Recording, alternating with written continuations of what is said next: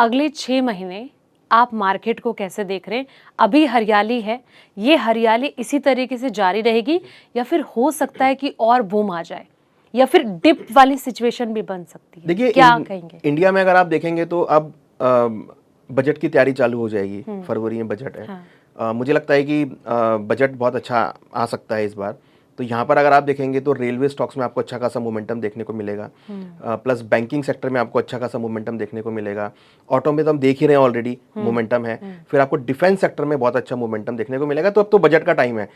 और बजट के टाइम में मुझे लगता है कि प्री बजट रैली भी आपको यहाँ पे देखने को मिलेगी और पोस्ट बजट भी आपको अच्छा खासा मोमेंटम देखने को मिलेगा। तो करेक्शन तो मुझे लगता नहीं कि कोई यहाँ पर बड़ा मार्केट में आपको देखने को मिलेगा। आई एम वेरी ऑप्टिमिस्टिक कि बजट से पहले और बजट के बाद आपको बहुत अच्छे रिफॉर्म्स यहाँ पे देखने को मिलेंगे और कहीं ना कहीं जो बजट में अनाउंसमेंट्स होंगी वो मार्केट को सपोर्ट करेगा। तो यहाँ पर आपको रेलवे सेक्टर है जो अच्छा खासा मूव कर सकता है, देन डिफेंस सेक्टर है जो अच्छा खासा मूव कर सकता है, देन उसके बाद मुझे लगता है कि कहीं ना कहीं आपका ऑटो सेक्टर के अंदर आपको मोमेंटम देखने को मिलेगा। उसके साथ बैंकिंग सेक्टर में आपको अच्छा खासा मोमेंटम देखने को मिलेगा। हो सकता है कि फाइनेंस सेक्टर में भी आपको अच्छा खासा मोमेंटम देखने को मिले। तो सारे सेक्टर चलने वाले हैं। तो अब ये जो टाइम है ना, यहाँ पर जो नेगेटिव थॉट्स है वो नहीं है यहाँ पर, क्योंकि अब ट्रम्प साहब भी थोड़े पॉजिटिव मूड में आए हैं। दूसरी तरफ जियो पॉलिटिकल टेंशन थोड़ी सी रुक गई हैं।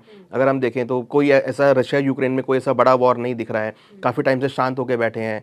और दूसरी तरफ क्रूड के प्राइस थोड़े लोअर हैं जो कि इन्फ्लेशन को जनरली सपोर्ट करते हैं। तो मुझे लगता है कि अब क्रूड के प्राइस नीचे हैं तो वो भी पूरे ग्लोबल इन्फ्लेशन को कंट्रोल करके रखेंगे। कमोडिटी के प्राइस अगर आप देखेंगे तो इंडिया के अंदर बहुत अच्छा मानसून गया है। मानसून जाने की वजह से पैदावार यहाँ पे बढ़ी है। पल्सिस की बहुत ज़्यादा अच्छी पैदावार यहाँ पर हो रही है। साथ में आप देखेंगे तो तिलहन की पैदावार बहुत अच्छी बढ़ रही है। तो फूड पॉइंट ऑफ व्यू से कोई ऐसा इशू नहीं है।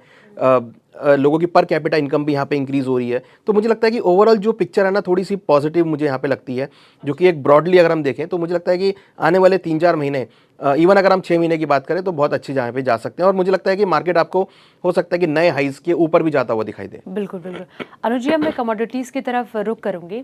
अगर मैं गोल्ड और सिल्वर की बात करूं, देखिए जब दिवाली से पहले आपने प्रिडिक्ट किया था और मैं ये कह भी रही थी कि जिस तरीके से मार्केट क्रैश होता है कि आपको लगता है कि सोना चांदी भी क्रैश हो सकता है, तो आपने यही कहा था कि देखिए इतना इफेक्ट तो नहीं होगा लेकिन थोड़ा बहुत हो सकता है, जो कहीं ना कहीं सच भी साबित हो रही है।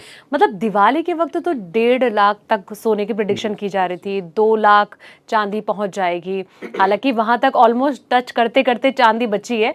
और मैं अभी जो हमने देखा उसके बाद सिचुएशन एकदम धड़ाम हो गया था। बहुत सारे क्वेश्चन लगातार। $500 गिरा है गोल्ड। ये सोचिए, दिवाली वाले दिन गोल्ड ने हाई बनाया इंटरनेशनली 4381, $4381 का हाई बनाया। और उसके बाद अगर आप देखेंगे तो नीचे में $3880 तक नीचे आया। तो ऑलमोस्ट $490-500 गिरा महज 7-8 दिनों में। तो ये बहुत बड़ी गिरावट है। अगर आप हिस्टोरिकली भी देखेंगे तो इतनी बड़ी कभी गिरावट हुई नहीं है इतनी जल्दी। और इतनी जल्दी जितनी तेजी से बढ़े उतनी तेजी से ही गिरे।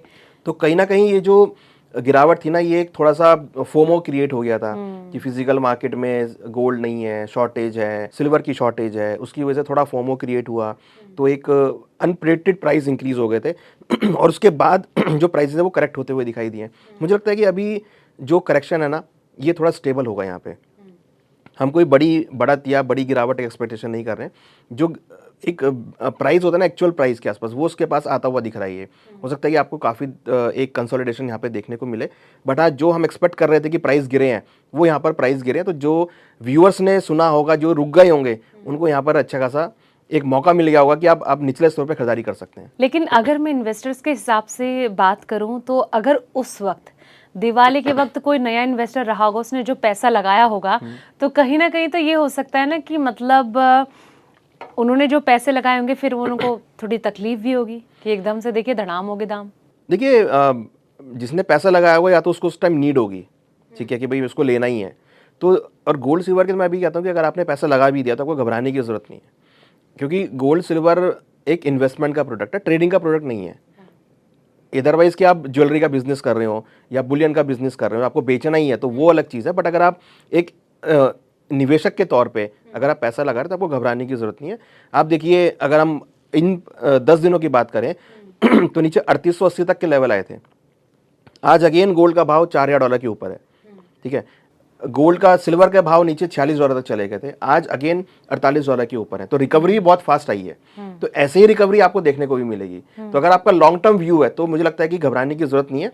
आप जो भी डिप मिले, हम पॉडकास्ट में हमने कहा भी था कि अगर आप गोल्ड सिल्वर पैसा लगा रहे हैं तो आपको अगर कोई गिरावट मिल रही है तो आप उसमें ऐड ऑन करते चलें, जिससे कि आपकी एवरेज हो जाए। अगर आपकी एवरेज होगी तो आपको बहुत अच्छा प्राइस मिलेगा। तो ये मौका है जिन्होंने हायर लेवल पे ले लिया है कि ये जो गिरावट आ रही है यहाँ पर आप ऐड कर लीजिए उसमें, आप इन्वेस्टमेंट करते चलें, जिससे कि आपका जो प्राइस है वो एवरेज हो जाए और जब प्राइस इंक्रीज हो तो आपको एक अच्छा रिटर्न मिले। बिल्कुल अनुज जी, लेकिन सवाल ये ना कि जिस तरीके से अभी प्राइस जो गिरे हैं, कहीं ना कहीं ये कहा जा सकता है ना कि सोने पे भरोसा मत करो, कभी ये उठ जाए कुछ पता नहीं है। तो अभी क्या लग रहा है, क्योंकि दाम तो देखिए कभी गिरते हुए देखे ही नहीं है, मतलब थोड़ा बहुत 19-20 का फर्क हुआ है। तो अभी खुश होना सही है या फिर कहीं ना कहीं उस कंडीशन में या उस स्थिति में फिर से आ सकता है सोना और चांदी? देखिए मैं ये बात कहना चाहूँगा कि जब सेंट्रल बैंक्स अभी भी अपने पोर्टफोलियो में ऐड कर रहे हैं, हाँ, तो इंडिविजुअल क्यों ना ऐड करे।